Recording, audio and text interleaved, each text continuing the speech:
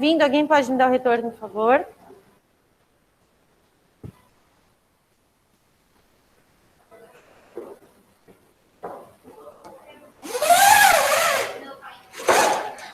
Eles responderam no chat?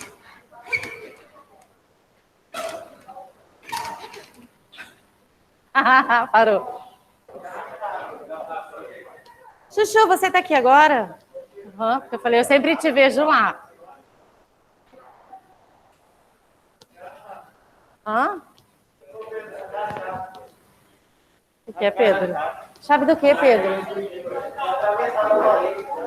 Jura? Até isso, Pedro. Pedro tem esse... Hã? Se pensar em alguém, sai embora na parede. Ah, escobiado.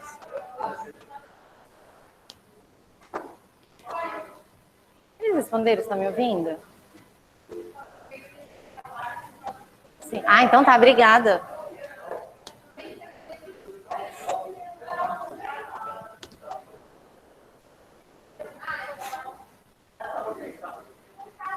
Queridos, pronto. Agora sem conversa paralela, por favor. Amores. Bom dia a todos. Semana passada a prof estava bem, mas bem ruinzinha. Acredito que ainda é reflexo da vacina, tá? E eu tenho asma, então assim, eu sou asmática. Então assim, eu falo que todos os dias quando eu acordo, eu falo obrigada. Porque não é fácil conviver com falta de ar, né? Eu lido com a bombinha todos os dias, e tem dias assim, que até eu tenho um médico que me acompanha, ele fala, Tati, não deixe com o emocional, né, e a ansiedade principalmente, porque quando você já tem, aí você fica muito preocupada, tá? Então assim, a vacina ela veio, eu tive febre, eu tive todas as calafrio, sintoma de gripe mesmo, eu falei para Mari, eu não consigo, eu ando um pouquinho, eu canso da falta de ar, e eu fico preocupada com vocês também, né? Essa questão de estar aqui, aula sendo gravada, os pais às vezes vêm em casa, então eu falo um pouquinho, eu canso, mas por causa da máscara, tá? Então assim, aí a gente chegou, eu falei, eu tava prontinha, eu falei, estou pronta aqui em casa para ela, eu falei, Tati, fica em casa, tá? Então, mas aí hoje eu estou bem, mas eu falo que eu caminho um pouquinho, a falta de ar ela vem. Mas é normal. Já fiz vários testes, tá, gente? Sempre dá negativo, já fiz o PCR também, para a gente ver se já tive contato com o vírus, nada. Eu convivi com meu marido, ficamos ele positivo, 14 dias em casa, em isolamento, nem eu, nem meu filho nos contaminamos. Então, assim, é algo inexplicável. Também já li pesquisas a respeito de sangue, de sangue O, que tem né, essa probabilidade de não se contaminar, mas isso ainda eles estão pesquisando. Então, eu não sei, porque tanto eu quanto meu filho, nós somos O. Então, não sei. Mas amém, vamos lá. O que a gente nós já falamos sobre arte na antiguidade, arte na Idade Média, e hoje nós já vamos para a arte na Idade Moderna. Arte na Idade Média, só para retomar, domínio da Igreja Católica, certo? Então, quer dizer, todo o direcionamento artístico, toda a produção artística era direcionado para a igreja. O artista não tinha liberdade de criação, o artista não tinha autonomia nas suas produções. Então, quer dizer, eu não produzo o que eu quero, eu não produzo o que eu tenho vontade de produzir. Eu produzo de acordo com a necessidade, ou melhor, uma arte produzida de forma didática, porque eu preciso passar ensinamentos bíblicos principalmente. Então, eu uso o quê? Imagens para catequizar, imagem para orientar. Então, tinha essa função. Então, a arte está na nossa vida muito mais do que a gente imagina, né? Por mais que as pessoas, assim, se desfazem muitas vezes ou até nem percebem a sua importância, tá? Mas ela está conosco, sim. Bom, aí que está nesse... A Idade Moderna é um longo período, né? Então, tem vários movimentos artísticos presentes nesse período da história da arte, tá? Que essa linha cronológica, quando a gente faz essa divisão, né, a antiga, média, moderna, então, para a gente entender o que vem, tá? Ela começou mais ou menos ali em 1453, com o término na Revolução Francesa. Então, ela começa o quê? Século XV a século XVIII, tá? Para a gente ter mais ou menos uma noção de tempo, não compreende os movimentos da arte moderna com a arte de vanguarda. Já os movimentos de vanguarda, eles estão inseridos já no contemporâneo. Mas e o que vem depois? Uma vez eu questionei uma amiga minha historiadora. Falei, mas quem determina os momentos da história, quem dá o nome? Porque eu sou muito curiosa, eu não aceito assim, sei lá, alguém. Falei, não, mas quem? Porque, e agora, que depois do contemporâneo, vem o quê? Ela falou, Tati, sei lá. Eu falei, como sei lá, gente? Quem determina, quem é que faz? Eu tenho certeza que a gente vai ter uma mudança no período da história pós-pandemia. Fato. Muitas coisas estão acontecendo, muitas coisas estão mudando. Gente, hoje você pode comprar uma música e deter você tem o poder dela, só você pode ter uma obra de arte digital, onde você tem uma chave, né, uma obra criptografada. Então, quer dizer, é uma mudança. Você paga lá milhões, você não tem mais obra física, você já tem obra virtual, né? Então, assim, são mudanças no pensamento. Nós já estamos saindo da questão. Esse isolamento, o que é? É o distanciamento? É o distanciamento. Já é um passo, né? O que a família, os Jacksons faziam na minha infância, que a gente assistia os desenhos, é o hoje e é o amanhã. Então, assim, muita coisa vai mudar. Já está mudando. É o que as pessoas falam, o novo normal. Gente, é o novo. De normal não tem mais nada, tá? Para vocês pode parecer assim, mas a gente já está habituado, né, com essa novidade, com o virtual, com tudo. Mas para algumas pessoas é tudo muito estranho, né? O fato de não estar próximo, de não. Tem gente que já está até acostumado, tá? Eu trabalho com EAD, educação à distância já há um tempinho, eu sou tutora online. Então, assim, eu não gosto, eu gosto do físico. Quando eu vi as minhas alunas pelo menos uma vez na semana, eu me sentia bem. Hoje eu não vejo mais. Hoje eu tutorio, eu faço a tutoria de 4 cursos de 8º semestre, eles já estão para se formar, mas eu não conheço ninguém fisicamente, só virtual. Então, isso é estranho, tá? Talvez na formatura eu conheça. Mas vamos lá. A contemporaneidade é marcada pelo iluminismo, pela consolidação da capital e pelas 2 grandes guerras, né? Abarcando os séculos 18, 19, 20 e 21. Aí aqui ele vai falar um pouquinho sobre esse texto que tem na apostila, mas é muito grande. Vai entrar no Renascimento, que tem a ver o texto que faz uma conexão com a matemática, porque no Renascimento houve um boom da ciência. No Renascimento houve respostas para muitas coisas, houve o quê? O início de pesquisa, a questão da filosofia, da matemática, da ciência, da arte, o conhecimento. Eu penso que é um dos movimentos mais marcantes da história. É um passo tão grande que o homem deu a não aceitar. Tá? Gente, eu sou cristã. Mas eu não coloco tudo assim, por que isso acontece? Porque Deus quer. Não, tem que ter resposta para todas as coisas. Mesmo pautado na palavra, você tem que ter uma resposta racional também. Tá? Então, aqui, nesse momento da história, foi onde você conseguiu ir atrás de resposta para muitas coisas. Então, o homem deixou de te responder assim, por que isso acontece? Porque Deus quer. Cuidado, hein? Os olhos do Senhor. Tá? Porque tudo na Idade Média era direcionado a isso. Agora aqui não mais, tá? Então, séculos 14, 15 e 16, tá? Renascimento, nascer novamente, um novo olhar, tá? Um novo pensamento. Ele revolucionou a maneira de pensar e interpretar o mundo. Idade Média, Deus, o centro do universo, tá? No Renascimento, o homem. Saímos de teocentrismo para antropocentrismo, ok? Tudo era regido pela percepção científica da natureza. Chama-se Renascimento, pois se trata do primeiro movimento classicista que atualizou a cultura da Antiguidade Clássica. Então, quer dizer, ele tem influência na Antiguidade Clássica que se remete à Grécia e Roma. Tá? Tem essa influência, mas ele tem um novo olhar. Tá? Ele foi se inspirar na Antiguidade Clássica, sim, mas ele acabou dando o quê? O seu toque pessoal. Porque os gregos e os romanos, eles pesquisaram pra caramba. Por mais que ele tenha essa crença em deuses, essa crença em algo mitológico, algo sobrenatural, mas eles se pautavam na ciência também, tá bom? Esse período negou a estilização e a falta de falta de quê? De atualizada nas manifestações artísticas medievais. A verdade era pautada na razão. Então, quer dizer, 2 mais 2 é igual a 4. Por quê? Não é porque Deus quer, é porque é ciência. É racional, tá?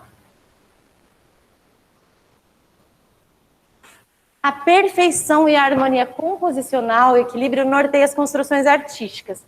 Uma obra do Renascimento, ela é equilibrada, ela é simétrica, ela é praticamente assim, aos olhos de uma pessoa que vai fazer uma análise de composição perfeita. Tá? Porque eles buscavam isso. A maioria das técnicas pensadas, criadas, foram né, de desenho, de pintura, foram criadas ali, ó, no Renascimento, tá? A simetria e proporção estão presentes de forma concomitante em suas obras, sendo como princípio norteador o belo clássico. Ah, mas eu não curto essas obras do Renascimento, para mim não é belo, né? Eu respeito, mas para eles que estudaram, para eles que buscaram essa perfeição, essa busca, para eles esse belo clássico era relacionado o quê? A simetria, a perfeição, ao equilíbrio, a harmonia, tá bom?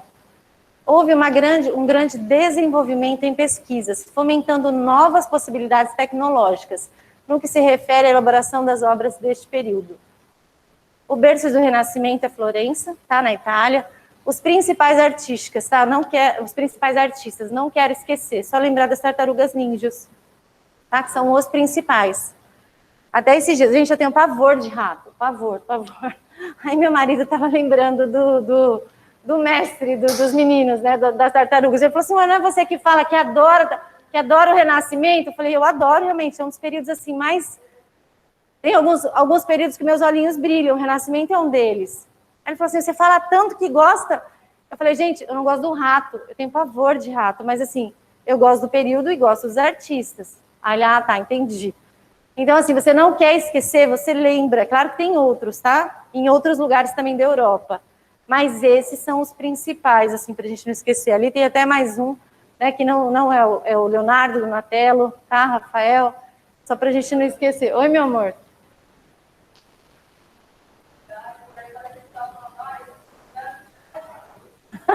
Não. Deus me livre. Gente, é pânico, assim. São dois bichinhos que eu tenho muito medo. Rato e cobra, por favor. Aqui, gente, ó. Não, mas assim, é ali. A questão pictórica, sabe? Quando deixa fofo, tudo bem. Mas assim, na vida real, ali, eu com ele, nem hamster. Uma amiga comprou um hamster, ela me mandou. Olha, o novo integrante da casa. Eu falei, eu não vou mais à sua casa. Ela, credo, amiga, eu vou levar ele para passear na sua casa. Eu falei, você que sabe, eu tenho um Rottweiler, né? Eu falei, você que sabe, eu vou deixar o Baruque dar uma cheirada nele. Então, assim, mas brincadeira, eu não vou não, mas é pânico mesmo, mas tudo bem. Não, verdade, mas nem a gaiola, me dá um negocinho muito ruim assim, tá? Amores, Michelangelo, né, assim como outros artistas, para a gente voltar, né, para a gente dar uma olhada nas obras dele, elas são graciosas, ó, e meticulosamente bem acabadas. Quer dizer, eles tinham a necessidade, ou eles buscavam realmente pela perfeição. Como eu vou desenhar um corpo, esculpir um corpo perfeito? Eu preciso estudar, acima de tudo, anatomia. Tá? Eles estudavam, eles abriam os corpos, né, as pessoas mortas realmente iam estudar músculo por músculo. Então, assim, é uma pesquisa tão profunda de desenho, hoje não mais, hoje tudo que eles desenvolveram em técnicas de desenho, a gente aplica de uma forma mais tranquila, mais light. Hoje, se a gente tivesse tempo para aplicar técnicas de desenho, eu não levaria vocês num laboratório de anatomia para a gente dissecar nenhum corpo, tá? Fala, meu amor. Se era permitido? Sim, inclusive o Michelangelo, Leonardo ele tinha mais dinheiro, Michelangelo não tinha tanto para bancar os estudos, tá? Então, assim, a igreja, inclusive, para o Michelangelo conseguir estudar, ele fez uma troca com a igreja católica. Ó, você me ajuda nos estudos, então por isso que eu penso que era permitido. Aí ele aceitou pintar o teto da Capela Sistina para a igreja bancar os estudos dele, tá? Porque Leonardo, ele tinha como se bancar, agora Michelangelo não. Então, assim, ele pintou a contragosto, ele não queria pintar, não. Inclusive, tem o filme Agonia e Êxtase, que mostra todo esse desconforto do Michelangelo pintando o teto da Capela Sistina.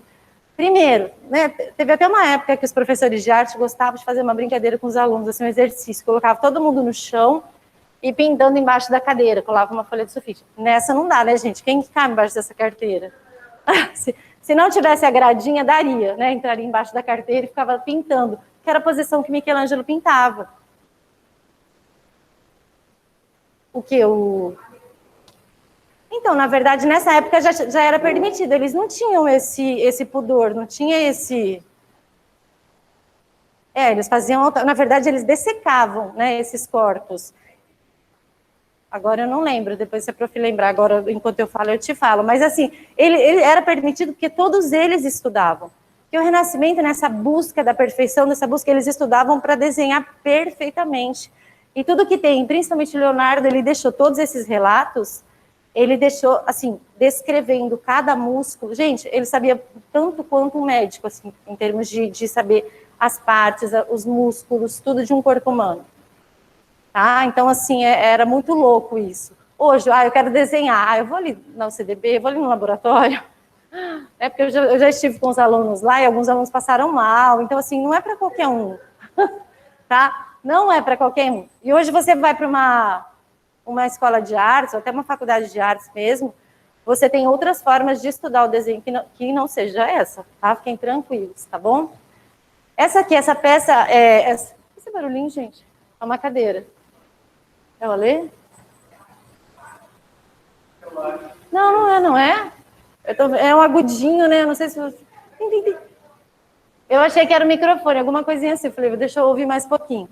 Essa obra do Michelangelo, que é Pietà, ele trabalha de forma... gente, olha o domínio da técnica de uma peça, tá? Extremamente, uma pedra, onde ele trabalha esse tecido, a dobra do tecido, né? Toda essa... Aí você vê, é o cara. Eu fiquei encantada. Eu falo, gente, olha o domínio da técnica numa escultura. Tá? Olha o tecido, a gente fala, a anatomia dos detalhes dos dois personagens. Por mais que a gente, assim, o semblante dos dois, tanto da Maria ali quanto de Jesus, ela está plena. Ela não está em sofrimento, né? Mesmo sabendo que seu filho está morto ali no seu colo, tá? Aí já é outra situação, porque eles não se desesperavam por retratar sofrimento, eles não dramatizavam nada, não, né? Aí já é um movimento posterior, que é o barroco, tá? Quanto ao teto da Capela Sistina, onde ele detalha, né, onde ele pinta todo o Antigo Testamento, ali tem vários fragmentos, né, do Antigo Testamento. E Michelangelo demorou muito tempo para pintar em função disso, não era algo agradável. Ele estava realmente assim, saco, vou ter que pintar. Mas era por isso, porque ele não tinha quem o bancasse, tá? Mas é uma das obras, assim, mais conhecidas e mais maravilhosas que a gente tem no mundo, tá? Agora o Leonardo, Mona Lisa, a mais enigmática, várias histórias permeiam, né, a obra. E você que nunca fez o exercício de passar à frente da obra, ela olha para você mesmo, mas isso não é macumba, não é nada. Passa olhando nos olhinhos dela. Vem cá. Já viu? Alguém quer fazer isso? Ninguém quer? Não? Então tá bom. Ninguém quer brincar? Então tá. Mas ela te acompanha. Não, ela te acompanha. Eu fiz. No primeiro ano. Não, para quem encarar, né? Quem é? E nem é tão gata assim. Não quero olhar. Mas a Mona Lisa, ela te acompanha com os olhinhos. Isso não é nada. Isso daí nada mais é que a técnica do esfumato, tá?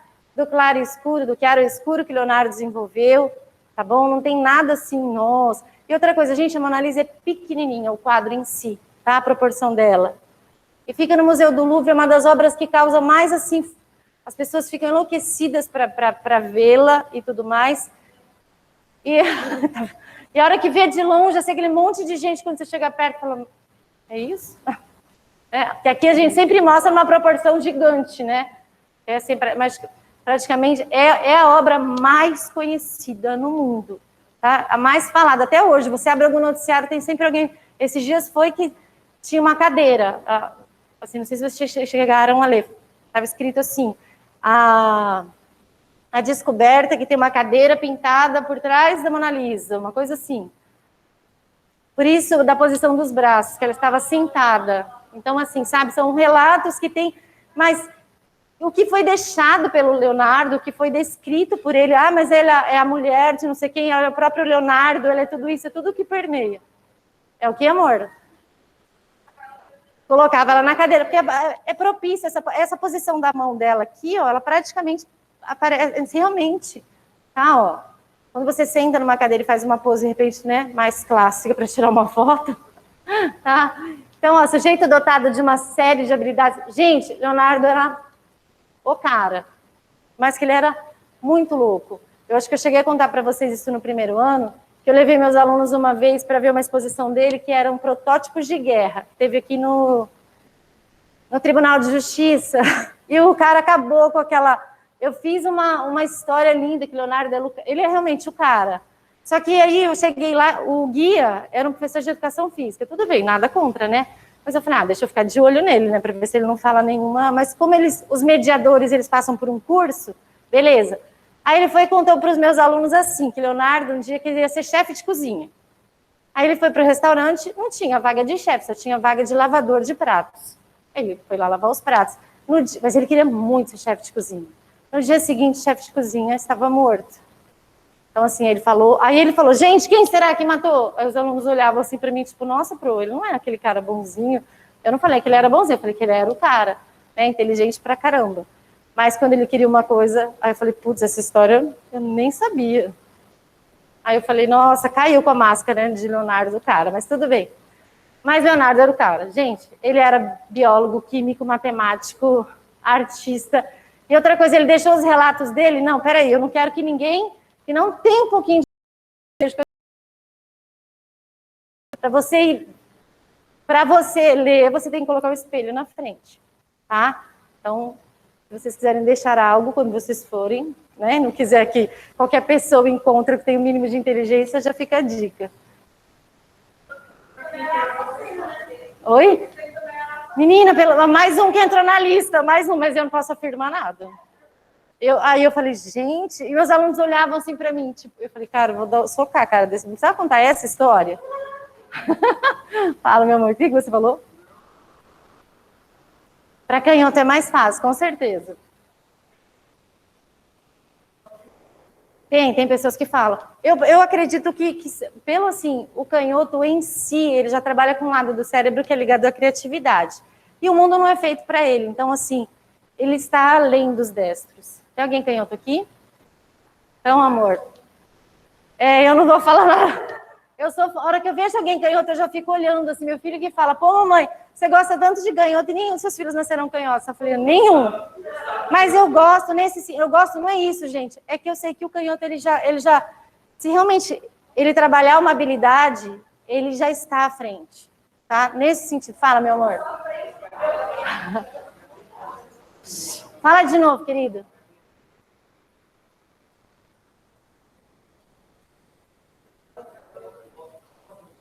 Caramba, é ambidestra.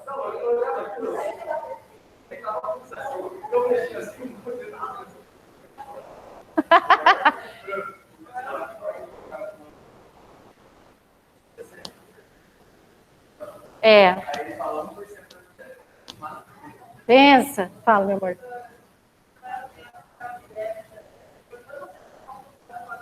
Meu Deus!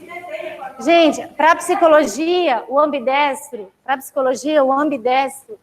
ele precisa ser trabalhado, porque o ambidestro, ele chega a trabalhar, é uma questão de confusão mental, no sentido do quê?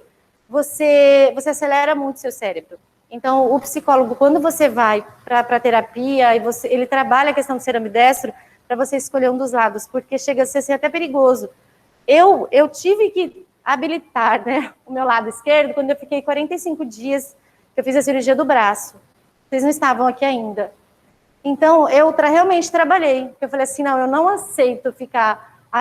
eu sou muito independente, muito para frente, então aquilo me incomodou.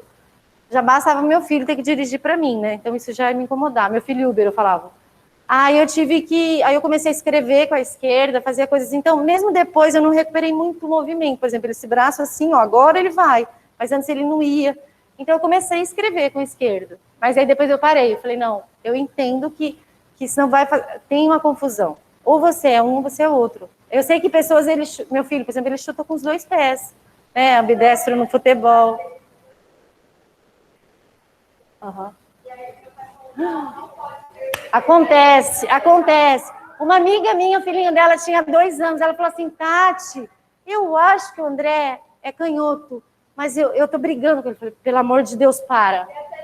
Falei, meu Deus, incentiva, meu sobrinho, falei, põe a caneta na mão esquerda, põe um lápis na mão esquerda. Eu falei, incentiva, pelo amor. Ela falou assim, como assim? Eu falei, gente, se ele é canhoto, ele é canhoto. Eu falei, isso daí é maravilhoso. Eu sei que o mundo não foi feito para ele, mas ele já está um passo à frente.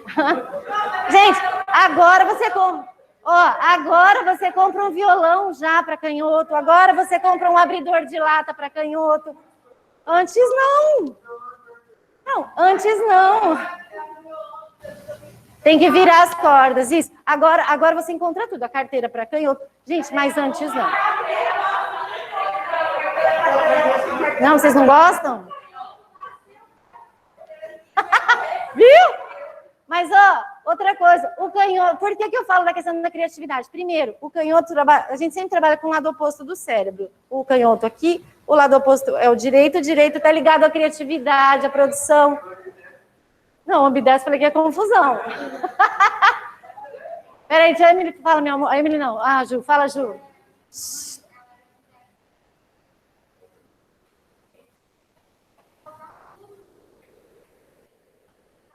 Isso, acontece.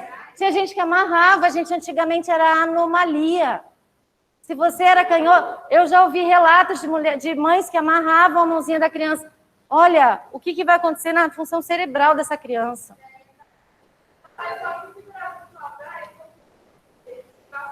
Olha isso, meu Deus. Fala, meu amor.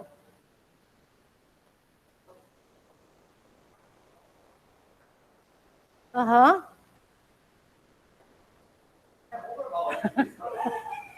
Cara, o mouse é a mesma coisa, né? A gente vira tudo, tem que virar tudo, gente, o canhoto.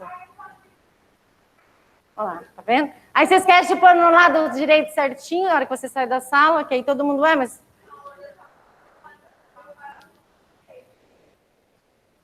Tá vendo? Mas assim, essa questão do ser canhoto, eu brinco, mas é muito sério e você pode pesquisar, gente. Os gênios, as pessoas que assim, jogador de futebol, artista, os cientistas, uma boa parte deles, eles são canhotos. Pode pesquisar, tá? Por isso, tá bom? Não que o destro, gente, ele não tem chance na vida, pelo amor de Deus. Tem toda a chance do mundo. Ele tem sim, amor. Claro que você desenha pra caramba, você não é destra. Você é canhota? Putz. Ju, você é destra. Aí, pronto, ajudou. Ajuda a mãe a desenhar pra caramba.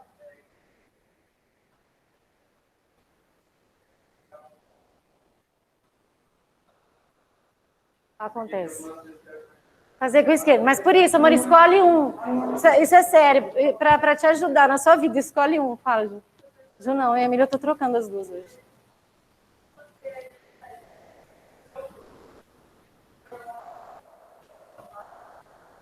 Sim, não, gente. Eu tive um professor no cursinho. Eu fui fazer cursinho faz pouco tempo. O cara começava com uma mão, terminava com a outra. Aquilo me incomodava. Aí eu tive vontade de amarrar a mãozinha dele.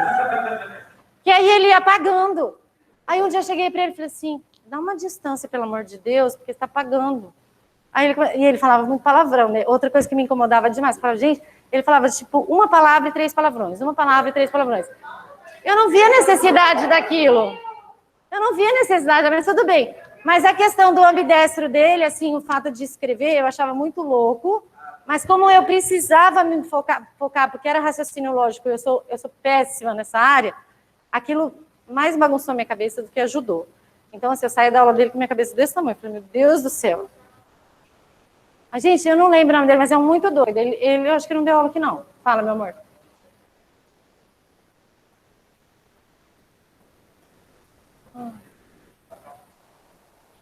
Certo. Pontinho. Para não borrar, né? Para não borrar a mão. Para não borrar a mão, isso mesmo. Mas esse do quadro acontecia, porque aí acabava aqui, eu ficava tudo branquinho. Depois que eu fui entender, eu falei, ah, tá. Olha aí. E ele borroca aqui? Ah, então ele já tá fera. Ele já tá fera. Vamos lá. Amores, sobre o renascimento, a gente entendeu que é o boom na ciência, saímos do teocentrismo para o antropocentrismo, influência na antiguidade clássica. Quando eu falo antiguidade clássica, eu me remeto a quem? Grécia e Roma, certo? Os greco-romanos, tá bom? Agora, ó, a minha aula hoje eu posso já ir para o barroco com essas duas imagens. Renascimento, barroco. As duas imagens, ela tem o mesmo tema, que é a morte de Jesus, confere? O que muda é a linguagem. Uma é pintura e outra é escultura. Mas, que são iguais, tá? Mas o que tem de diferentes, a não ser as linguagens, tá? O tema é o mesmo. Linguagens eu já sei que são diferentes. Linguagens no sentido de matéria, de material. Mas o que tem de diferente aqui? Drama, que mais? Se isso não é tão geométrico, vamos falar assim, mais equilibrado? Pode ser? Contraste. O que mais? Iluminação, tudo. As emoções passadas em cada imagem. Olha lá o sofrimento das pessoas ali no barroco com a morte de Jesus. Olha aqui, Maria. Gente, eu tô plena. Perdi meu filho, mas na boa, né? O propósito dele foi esse mesmo aqui nesse mundo, né? Morreu, ponto.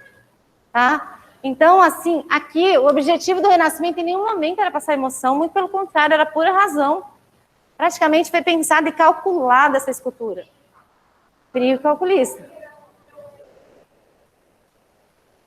Não, classicismo não.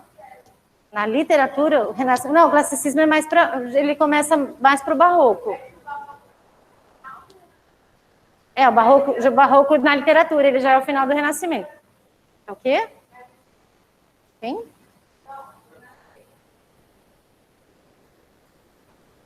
Não, Renascimento... Eu não vejo...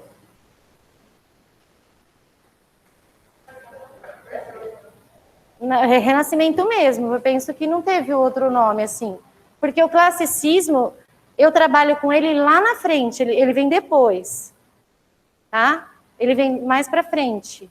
Agora eu só quero pensar assim para eu te dar certinho uma data em relação à literatura, tá bom? Para não errar, tá? Então, amores, ó, outra coisa, barroco, dramatização, iluminação, pintura na diagonal, como você falou assim, a questão do equilíbrio, da simetria, nenhum.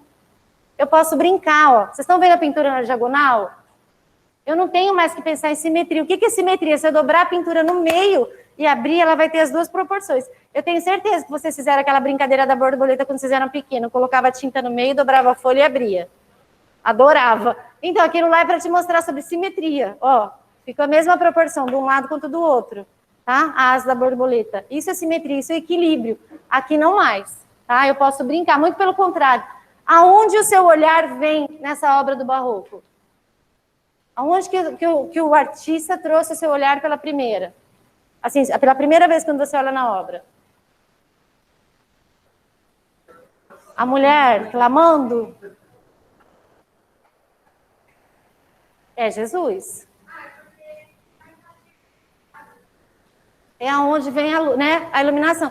Pode ser que a mulher ali clamando realmente, né? Mas a iluminação maior ali, olha a cor do corpo de Jesus, a quantidade de iluminação que ele colocou ali, tá? E eles trabalham o barroco, ele é extremamente dramático. Mas por que eu preciso de drama? Por que eu preciso de emoção? Porque eu preciso tocar nos meus fiéis. Porque foi provado ali atrás que Deus não é mais o centro do universo, é o homem. Então eu não tenho mais todo o poder que eu tinha. Então eu preciso trazer de volta os meus fiéis. E onde que eu vou tocar? Na emoção.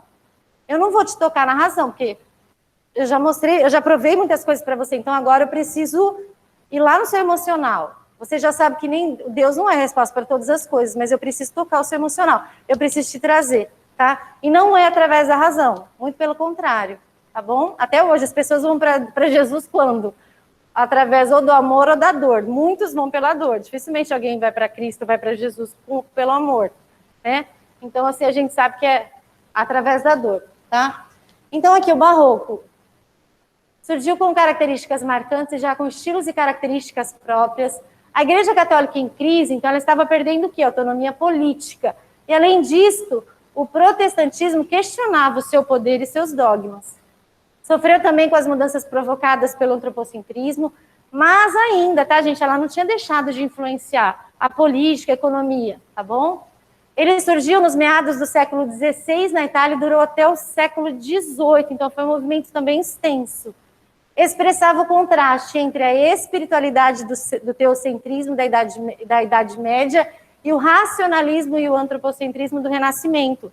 Então ele trouxe à tona, tá? Idade Média, o movimento, ele sempre se inspira ou ele rompe. Então, para a gente perceber assim, daqui para frente, se um é razão, o outro é emoção. Razão, emoção. Depois do Barroco, já vem o neoclassicismo. O neoclassicismo já é razão. Tá? Isso é que me leva a concordar com você do classicismo, da idade, tá, amor? Da literatura. Agora aqui, ó, havia conflitos entre a fé e a ciência. Entre o sacro, né, o que era sagrado e o profano. Tá? No Barroco ficou muito forte essa guerra entre o espiritual e o carnal. Tá? Nas pinturas, principalmente. Características desse período, ó, tudo o contrário do Renascimento, totalmente oposto. Assimetria, composição em diagonal, estilo grandioso. Gente, era um exagero. A gente fala assim até de ostentação, muito dourado, muito... Porque eu preciso... A gente tem pessoas que são atraídas pela beleza, isso é fato. Né? Não tem aquela máxima, a primeira impressão é a que fica. Então, se você chega num lugar... A comida, você já é atraído pela comida, uma mesa bem feita, uma alimentação bem bonita, uma pessoa bonita, um olhar, um ambiente legal, aquilo já te atrai, aquilo já te toca. Tá? Então, o Barroco também ele pensava nisso. Ele falou, não, eu preciso atrair os meus fiéis, então eu preciso do quê? O dourado, que é o bem mais precioso na Terra, que para muitos, né? Então, ele já pensava nisso, tá? Acentuado o contraste, ó, entre claro e escuro. Mas qual que era o objetivo disso? Para intensificar a sensação de profundidade, além da dramatização. A iluminação é tudo. Se você quer trabalhar um teatro, uma dramatização, a iluminação é tudo, tá? Pessoal, já pode colocar o nome, o pessoal já começou a colocar o nome, tá? Expressão de sentimento. A pintura era uma pintura realista, uma pintura naturalista, uma pintura que buscava a realidade. Ela guia o olhar de quem? Do espectador, tá bom? Através da iluminação. A iluminação vai te levar o seu olhar, vai levar o olhar do espectador aonde quer chamar atenção. Então, o artista ele tem essa liberdade. Ele fala assim, aonde que eu quero que você veja primeiro? É ali. O que eu faço? Eu jogo a iluminação, eu deixo mais claro, tá? Estilo religioso e dramático, busca da fé por meio dos sentidos. Tem a questão da sensualidade, quando se trata do quê? De algo profano, tá? Tem sim pinturas profanas no Barroco. A representação do infinito e representação do espaço em movimento. Tá? Alguns artistas, ó, Caravaggio, o que melhor caracteriza sua pintura é o modo revolucionário como ele usa a luz. Ele não aparece como reflexo de luz solar, mas é criada intencionalmente pelo artista. Para quê? Para ele direcionar o olhar do espectador. Tá? Caravaggio é um dos artistas mais importantes do movimento barroco. Ele fez, ó, refletindo ali atrás, né? Então, assim, o teu olhar vai ali, o sacrifício de Isaac, Davi com a cabeça de Golias, sempre assim, né, trazendo à tona aí, personagens bíblicos, histórias bíblicas, tá? Mas também tem outras temáticas no Barroco. Não, meu amor? Pode. Tá? O Andrea Pozzo, que ele realizou grandes composições de perspectiva nas pinturas dos tetos das igrejas, ó, Michelangelo fez no Renascimento, na Capela Sistina. O Andrea fez já, mas com uma intensidade, com uma emoção, com um drama um pouquinho maior, tá? Porque ele, quando o Andrea ele pensou nisso, né, ele, olha o que ele fez, ó, de que este se abre para o céu, de onde santos e anjos convidam homens para a santidade. Esse era o objetivo do artista, tá? Aproximar o céu das pessoas que estavam na igreja. Diferente de Michelangelo, que ele queria ganhar o dinheirinho dele para estudar anatomia, tá bom? Diferentes objetivos, mas assim, muito parecido. Fala, meu amor.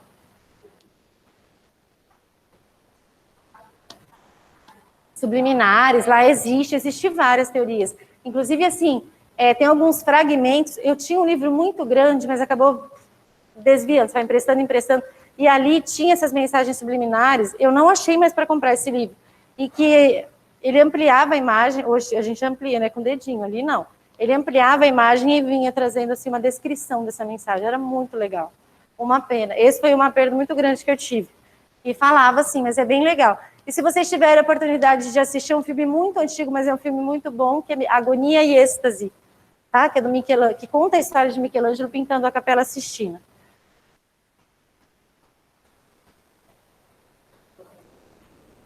No mínimo o quê? Ah, sim. Com certeza. Meus amores, um beijo. Vocês querem que eu mande esses slides para vocês? Aí semana que vem a prof vai continuar do barroco, que eu vou falar sobre o barroco aqui no Brasil, tá? E a gente vai falar sobre Minas, sobre Aleijadinho, que aí vocês já têm esses slides com vocês. Pessoal de casa, um beijo no coração. Até a semana que vem, ou aqui, ou em casa.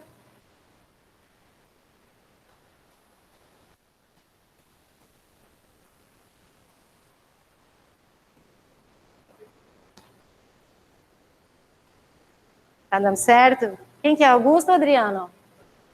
Ah, é o GC, é com a literatura. Só isso que a prof vai te responder, tá? Eu vou só me nortear. Porque depois vem o neoclassicismo, daí por isso que eu acho que é classicismo mesmo. Isso. Já tá no romantismo com o GC? O GC tá severando, hein? Ah, tá explicado.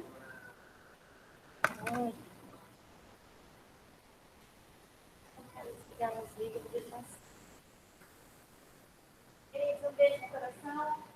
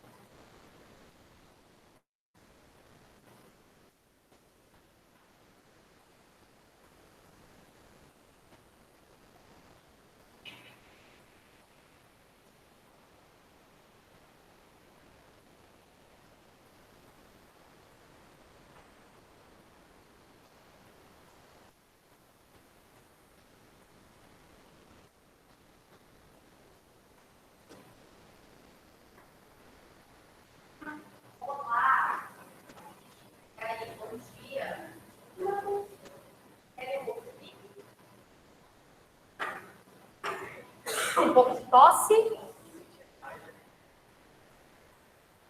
Não é por micro só.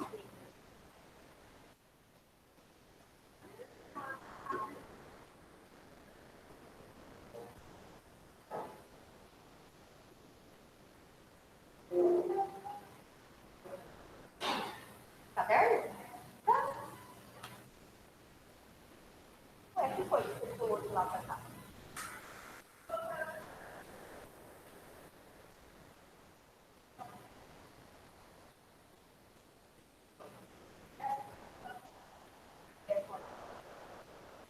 Ah, não, deixa eu ir lá.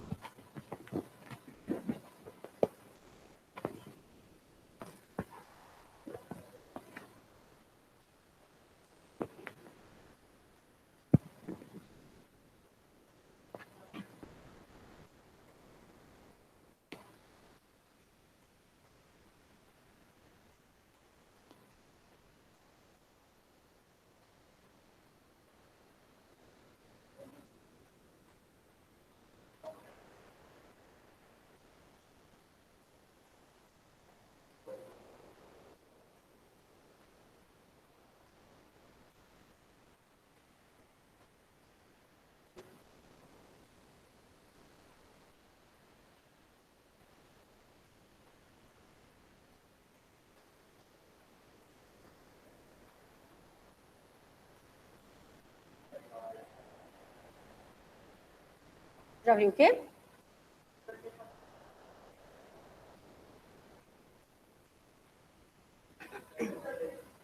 Peraí. Citar o quê? Arte da? Já, acho que já. Pode citar.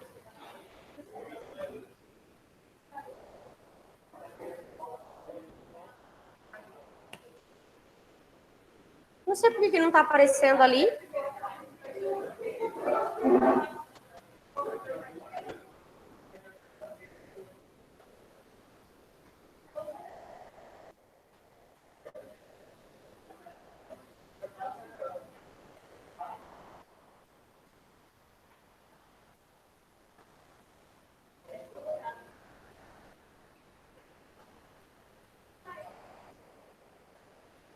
Gente, vocês que estão em casa, bom dia. Estão vendo aí a projeção? Estão me ouvindo e estão vendo a projeção? Quem está em casa? Sim, obrigada, Lívia. Agora eu preciso tentar compartilhar para quem está em sala. E não sei por que Deus não saiu ali. Pedro!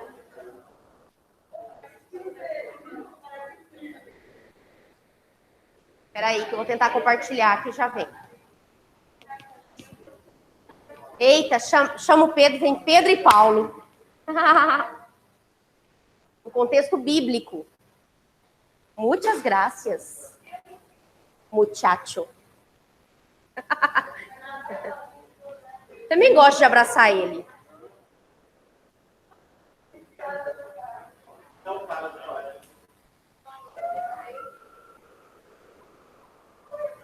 Acho que você tem que ensinar a gente, Pedro.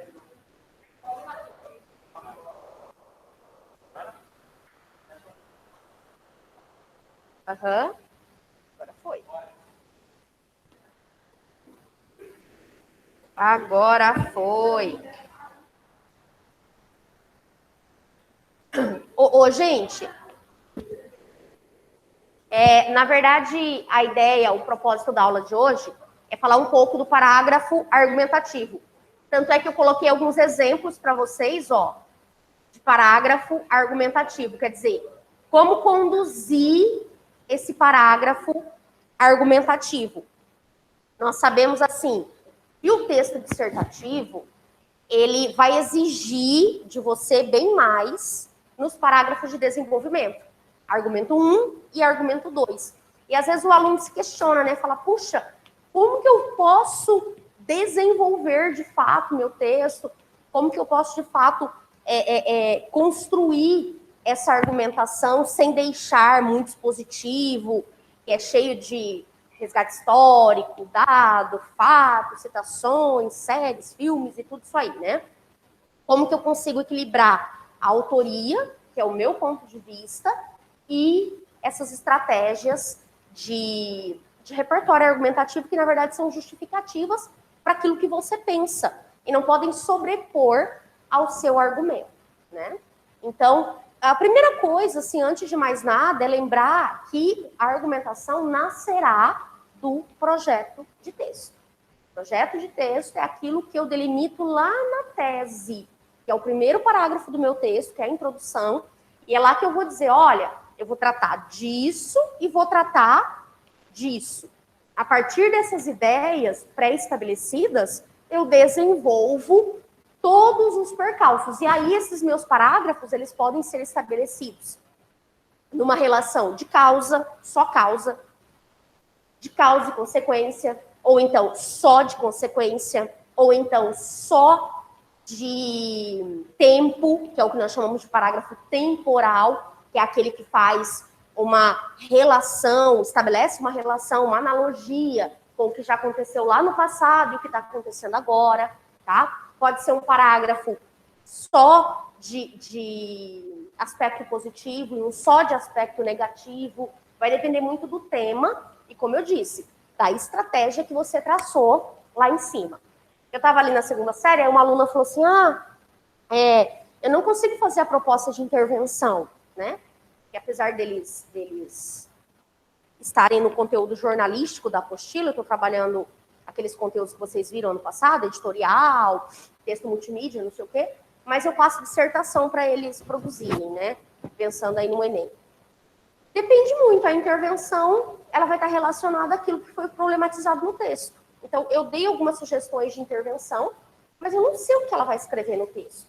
Porque eu preciso dessa coerência, eu preciso dessa progressão.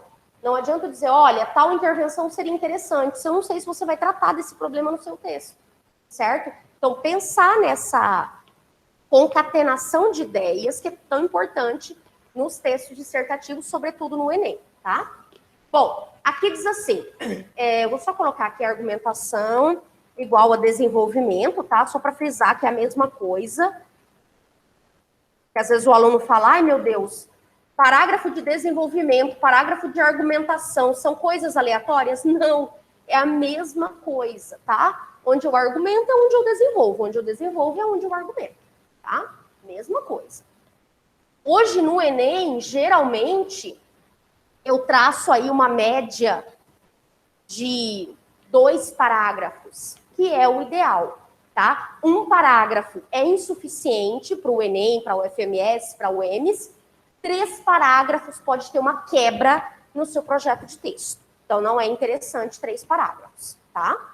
Sempre 2, até porque você está trabalhando aí com uma média, né, de 30 linhas, não dá para escrever muito mais do que isso.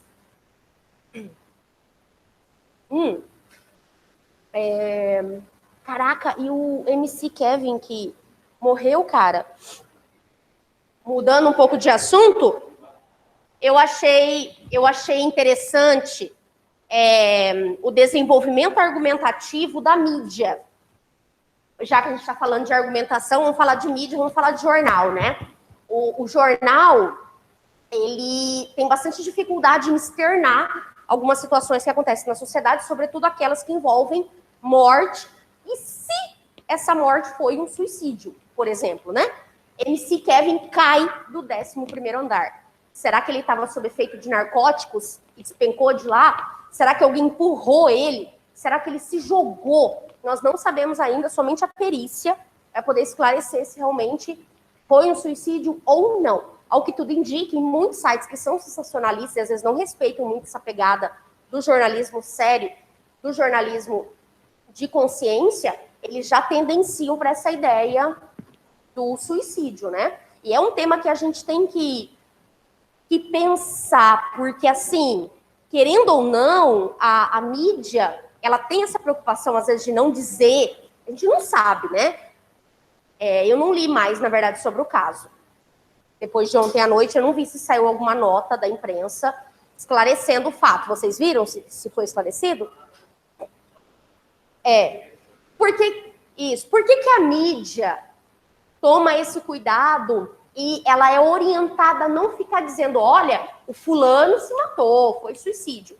Porque lá, pode influenciar, lá no século XVIII, vocês já devem ter visto no romantismo, a obra do Goethe, Os Sofrimentos do Jovem Werther.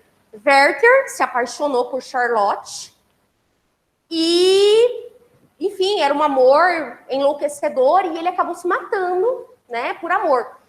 Tanto é que naquela época, homens viveram esse efeito Werther e eram homens de uma idade muito semelhante ao do protagonista, que era o Werther, e assim, homens letrados. Quem lia literatura na época, quem estudava medicina, quem estudava direito, quem estudava engenharia, que era realmente quem tinha acesso aos livros. Então eram homens letrados, homens estudados, engajados na sociedade e que acabaram cometendo suicídio. Alguns, inclusive, idolatravam tanto a obra do Werther que eles cometeram suicídio com a mesma roupa do protagonista, semelhante, um casaco, uma casaca, uma espécie de um terno, um rabinho assim, azul, e uma calça meio amarela, sabe? Eles vestiam aquela roupa para se matar. Uma coisa horrorosa. Então, esse livro foi vetado da sociedade e isso reflete até hoje nos meios de comunicação.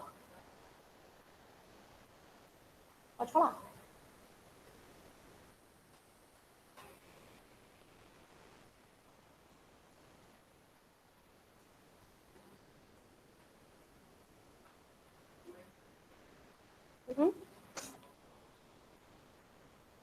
Uhum.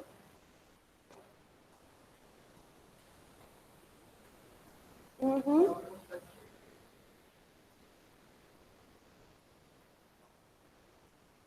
Uhum.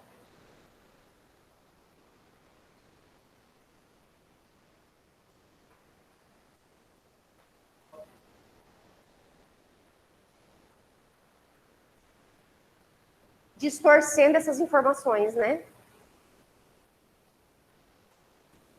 Exatamente.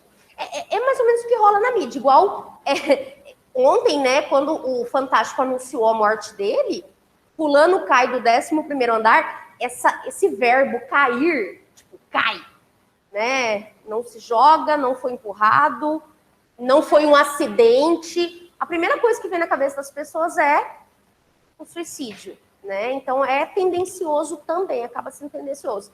Mas é um argumento interessante para vocês usarem em vários temas, inclusive para o tema que já caiu no Enem, que foi a questão da saúde mental, que reflete aí nos casos de suicídio também. Mas seguimos aqui, ó.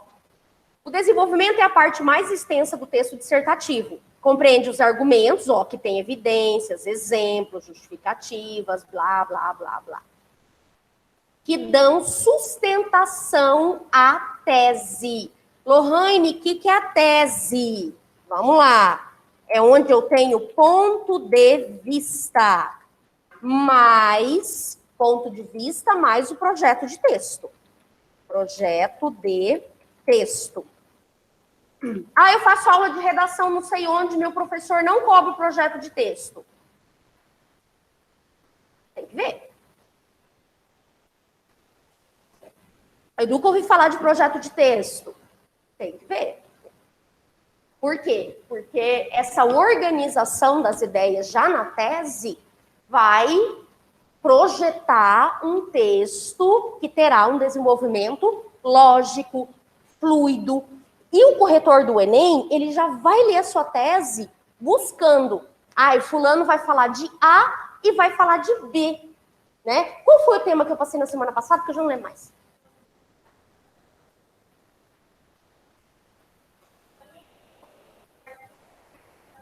Ah, tá. Esse foi o primeiro das notícias. Nem corrigi ainda.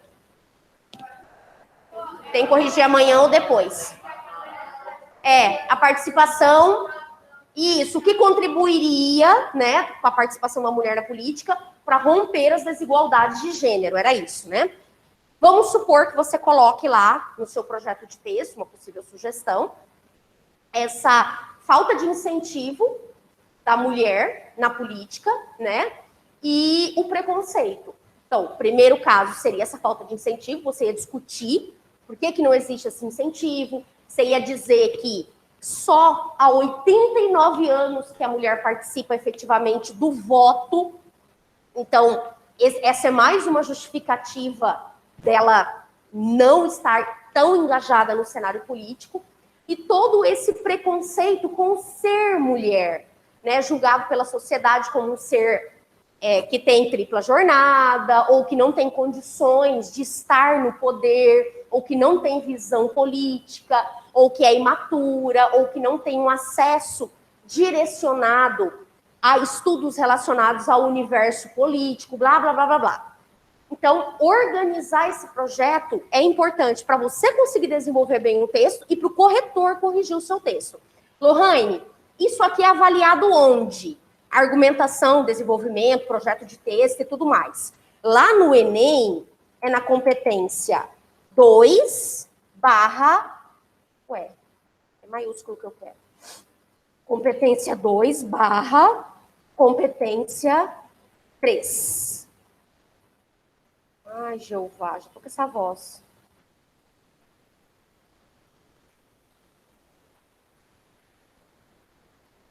Tá. Conteúdo. Obedecer uma progressão.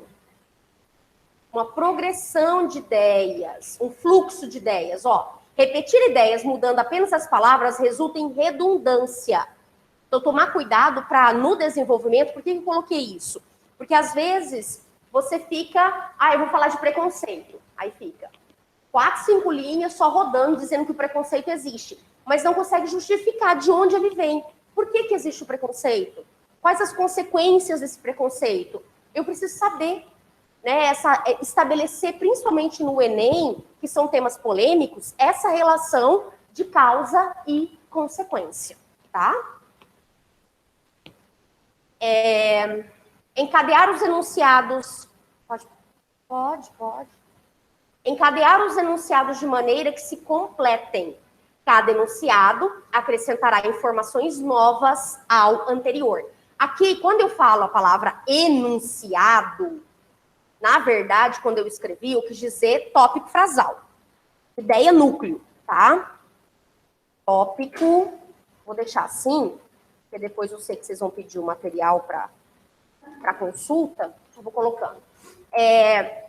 Então, assim, esse enunciado, o tópico frasal, ele nasce lá do projeto de texto. Deixá-lo de maneira que se complemente o argumento 1 com o argumento 2. Eu não posso, por exemplo, sei lá, uma coisa bem simples. Um tema qualquer, aí eu falo das consequências, o abuso do álcool pelos jovens no Brasil. Primeiro eu falo das consequências desse abuso, depois eu falo das causas. O meu enunciado tem lógica? Não. Primeiro eu tenho que dizer por que os jovens bebem mais e quais as consequências desse consumo excessivo de álcool. Evitar a reprodução de clichês, fórmulas prontas e frases feitas, recursos que enfraquecem a argumentação. Sabe, expressões do tipo válvula de escape, ciclo vicioso, tudo isso é clichê no texto dissertativo, é jargão, é redundância, tá?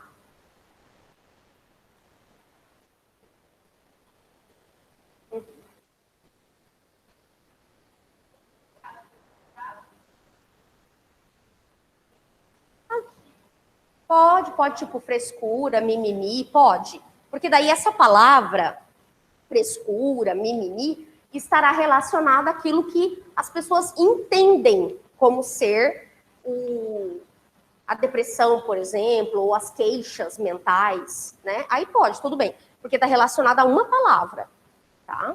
Pode usar sim. Utilizar repertório cultural para diversificar e enriquecer os argumentos do texto. Esse repertório cultural é a área de conhecimento, é a contextualização que a gente fala tanto. E viram? Diversificado.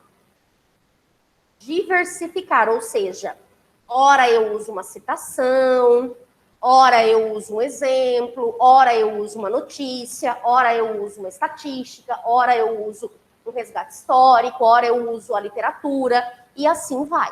Gente, a literatura vai te dar um arcabouço de informações muito significativo. Essa da sala de aula mesmo. Essa que você tem nas aulas regulares de literatura. Às vezes até mais interessante, comovente para o corretor do que a própria história. Porque a literatura é um reflexo da história, só que de uma forma contextualizada. Entendeu? Ela é um reflexo da sociedade daquela época. Então, eu acho que vale super a pena, sabe? Citar literários, citar determinadas obras que refletiram um viés daquele assunto, vale a pena usar, explorar isso dentro da estética literária. Agora, na terceira série, não sei, vocês devem estar o quê? Revisando toda a estética literária, ou não? Desde o início. Seria fantástico que você pudesse associar esses determinados livros ou estéticas literárias a temas sociais. Para que você pense, olha, tal obra, né, que o professor comentou em sala, fala desse assunto que se relaciona a tal assunto atual. Isso super ajuda, assim, a deixar o texto rico, entendeu? Bom, aqui eu coloquei um resumindo, ó. Desenvolvimento da tese por hierarquização. Por que hierarquia? Hierarquização. Aquilo que eu escolhi como argumento 1 e argumento 2. Projeto de texto. Hierarquizar, isso é muito importante. Eu vou escrever sobre qualquer coisa. Não. O que é mais relevante? Olha o tema da semana. O quanto a mulher na política ajudará a romper com a desigualdade de gênero. Então, qual vai ser a diferença? Por que é importante a mulher na política? Porque ela vai discutir mais causas relacionadas ao universo feminino, aos percalços que a mulher vive no cotidiano. Isso não significa que os homens já não fazem. Fazem. Mas, às vezes, não com o olhar maternal que a mulher teria. Tá? E sem contar que esse engajamento ele tem que ser justo. Ele tem que ser real. O percentual de mulher na política tem que aumentar. Mas, para isso, eu preciso que elas queiram participar. Assim como eu comentei na semana passada, boa parte dessas mulheres que são candidatas, elas são laranja. Elas não estão ali porque elas querem. Elas estão ali para cumprir um percentual cotista, né? Para que aquele determinado partido não fique fora das eleições. Seja lá para vereador, senador, deputado e, por que não, presidente. Tá? Quem é sempre a mulher candidata para a presidência? Isso. Sempre, né?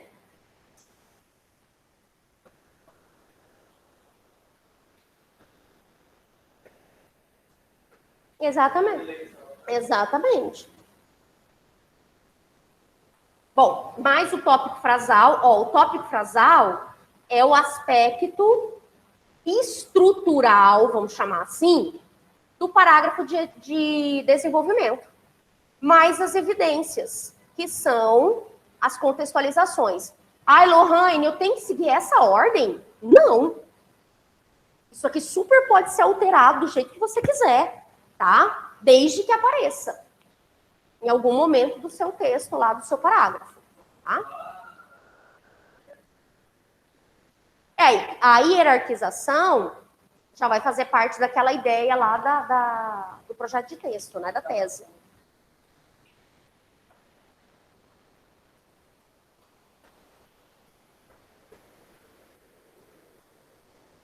Legal. Acontece. Acontece bastante. Isso aí é um dos erros. Um dos erros que a gente mais encontra na prova, é essa troca. Oi.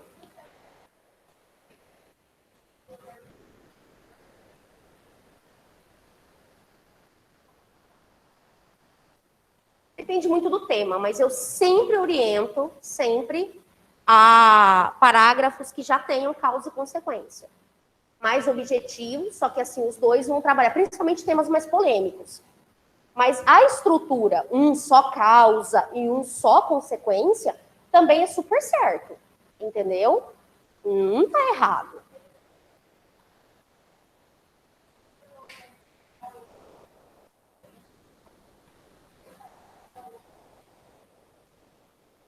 Mas daí, Vitória, né?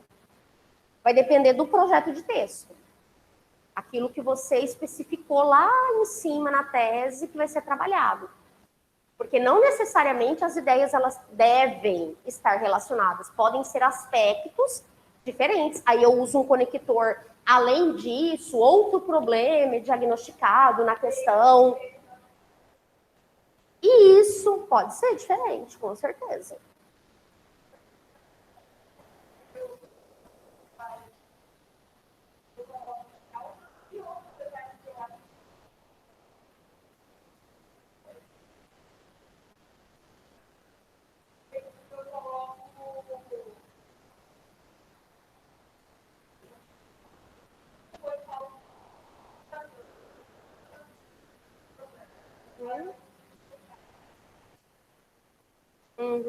Que sempre está relacionado no tema, né?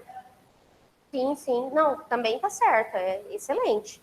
Mas, assim, eu sempre oriento, Vitória, para fechar a sua pergunta, a trabalhar causa e consequência no mesmo parágrafo. Principalmente se o tema for bem polêmico. Aqui tem uns exemplos, gente. Os exemplos são meio velhinhos, tá? É desse tema aqui, ó, imagens, um tema que caiu na FUVEST 2010, um tema bem interessante.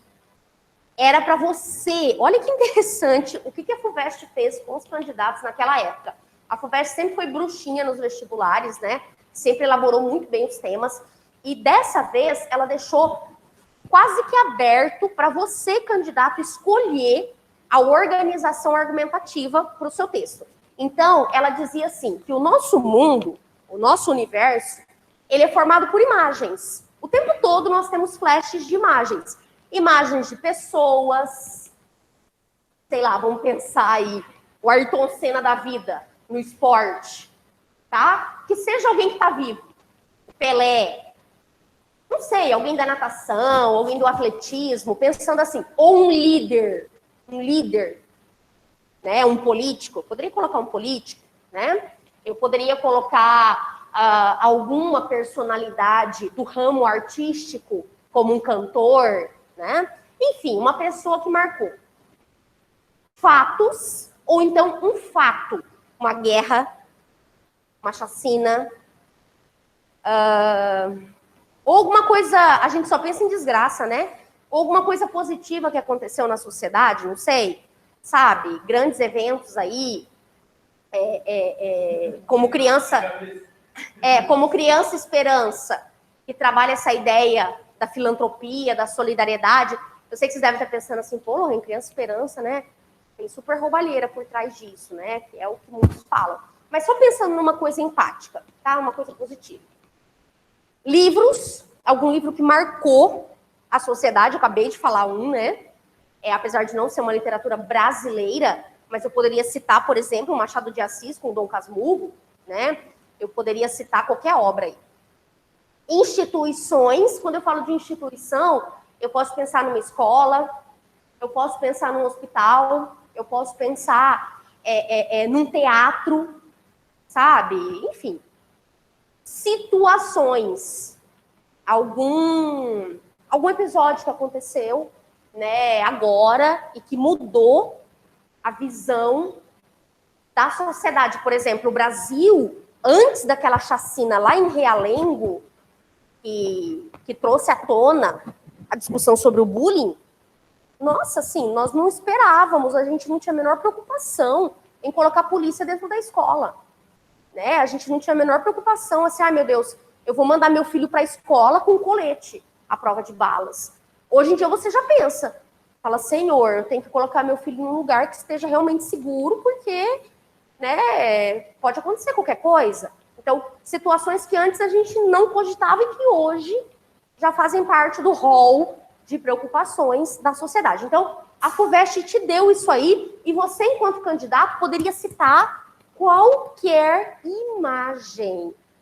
A gente acabou de fazer a R1 do segundo bimestre, e o tema falava justamente dessa questão das notícias, daquilo que chama atenção na sociedade, e aí eu dei aquele exemplo do garoto sírio, que foi encontrado à beira da praia, Aquele garotinho, ele foi a marca, a imagem, a visão imagética da desgraça que é o movimento migratório, entendeu? As guerras e tudo mais.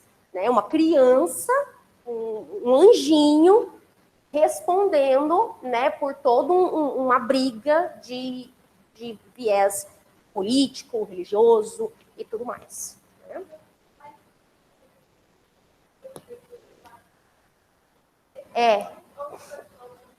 Não, o candidato poderia escolher, poderia usar mais de um, mas poderia escolher, não daria para falar de todos. Lá no... Aqui eu não coloquei a parte do enunciado, mas ele dá a possibilidade do candidato especificar ou escolher 1, 2, 3, entendeu? Ou um, como eu disse, específico. Só situação, ou então só livro. Tá? Aqui, esse parágrafo, ele vai trabalhar causa e consequência, tá? Ó, argumentação por relação de causa e efeito. Vamos dar uma lida aqui, vamos ver o que ele tem. Hoje, essa preocupação, aí, aqui está entre parênteses, só para vocês entenderem que remete à imagem, no sentido, a nossa imagem, a minha imagem, como você me vê, né? Como você me enxerga, como eu te enxergo. Né? Aquele aluno, igual, agora mesmo eu estava falando de uma aluna ali na sala com os amiguinhos, é a fulana. Aí eu falei, nossa, não sei quem é, tem aluno demais, né? Ela tem um cabelo colorido. Pronto. Né? A gente já sabe quem tem um cabelo colorido. Então, alguma coisa que nos destaque, né? Que te diferencie, que te marque, sei lá. pode ser vista nos jovens, figurativizada na busca pela beleza. Então, isso aqui é o tópico frasal. Podemos acompanhá-la nas milhares de fotos do Orkut, olha o tanto que é antigo. Vocês nem tiveram Orkut, né? É! Caraca! Vocês já são velhinhos, então. Fazendinha? Tinha fazendinha, né?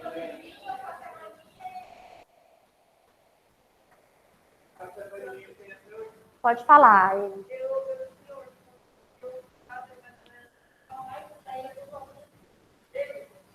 Propriamente com a rede social, né?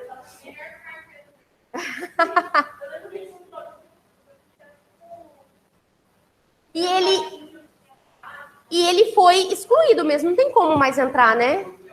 Nossa, na minha época da faculdade... Nossa, eu tinha tantas fotos que se perderam. Da época da faculdade, assim, que era a minha época de jovem, né?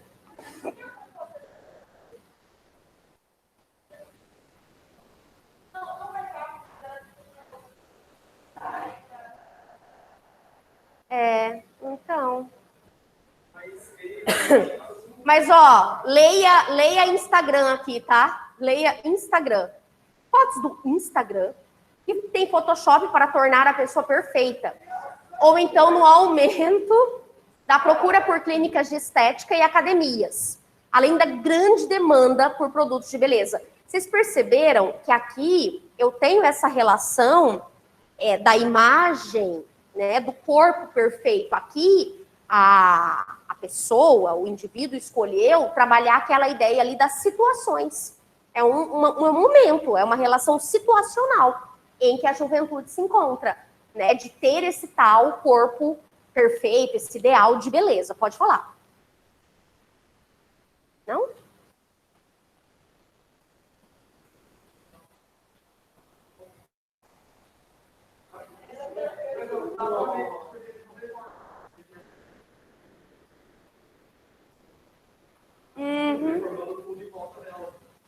Já vi muitas assim, verdade. Essa geração L'Oréal, fruto de uma sociedade capitalista que incentiva o consumo em larga escala, ó, aqui eu tenho a relação causal. Deixa eu ver, vou pôr outra cor.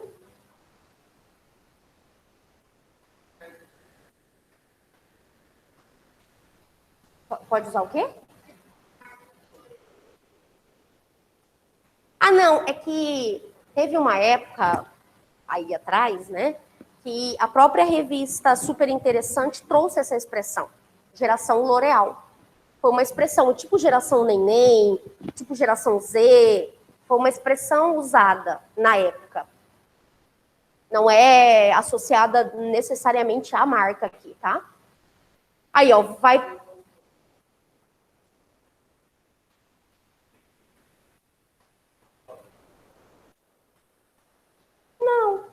Não precisa. As gerações, não. Não. Geração mimimi, sim. Porque mimimi é uma gíria, digamos assim. Um jargão popular. Ah, aí não precisa. Uhum. Aí, ó, vai perdendo sua personalidade e individualidade. Aqui eu tenho a relação de consequência, né? Vamos usar outra cor. Vamos pôr essa cor estranha aqui. Na busca por ser uma Angelina Jolie ou um Brad Pitt, priorizando sempre a beleza externa em detrimento da interna. Então, só para vocês perceberem, né? É um parágrafo que tem essa relação de causa e consequência. Mas é claro que eu tenho aqui atrás, toda essa parte que está em azulzinho, ó, do Orkut, né? Leia Instagram, e da geração L'Oréal, não sei o quê, tudo isso aqui é repertório. Tudo isso aqui tem um viés de repertório. Eu vou até colocar aqui para vocês. Essa parte que está em vermelho é o tópico frasal. Tópico frasal. E essa parte que está em azulzinho É a contextualização.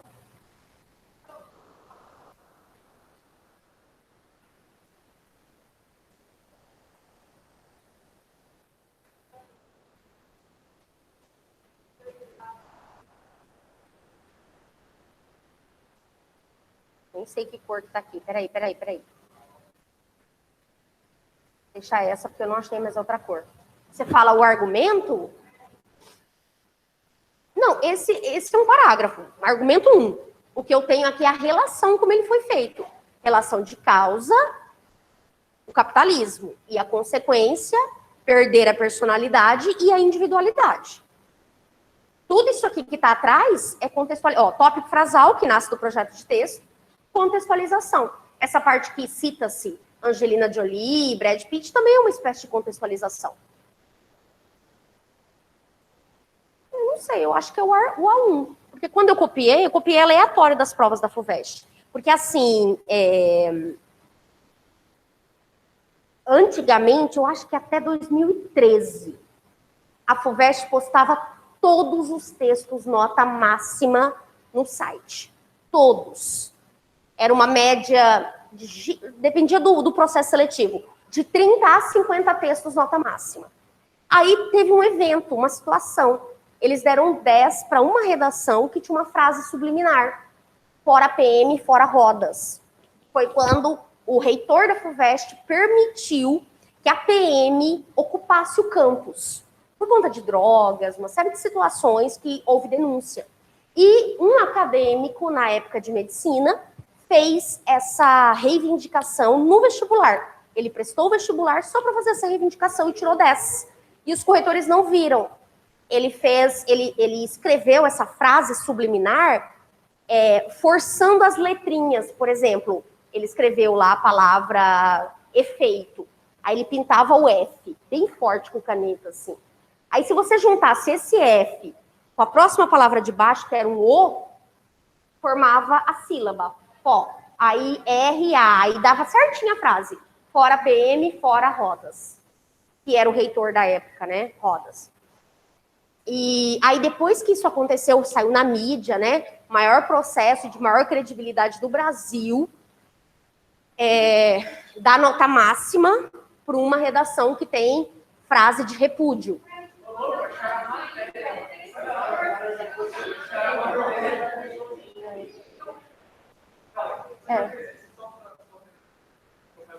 Pois é, valeu, Gabriel, obrigada. E aí, depois disso, depois que isso aconteceu, a FUVEST nunca mais publicou os textos. Ai, foi uma perda, assim, gigante para nós que estudamos, assim, os textos, que a gente gosta de ler os textos nota máxima, né? Como é que é? Não, ele já era acadêmico, ele fez só como forma de protesto. Ele já era acadêmico, já. Ele... Foi o ativismo do cara, né? É igual você fazer o Enem. Lembra da época que fizeram dois textos do Enem? Um tinha o hino do Palmeiras e o outro tinha uma receita de miojo? Foi naquela prova do movimento migratório para o Brasil no século XXI. Aí ele escreve sobre o movimento migratório, aí de repente ele coloca assim, agora tá muito cansativo ensinar a fazer miojo. Ferva 250 ml d'água. Ele ensina certinho a fazer o miojo num parágrafo. E depois ele volta a argumentar. Tanto é que o texto dele foi corrigido e ele tirou tipo 6. Galera, daqui a pouco eu volto. Pois é. Tchau, gente. Daqui a pouco eu volto. Um beijinho. Beijinho para quem tá em casa.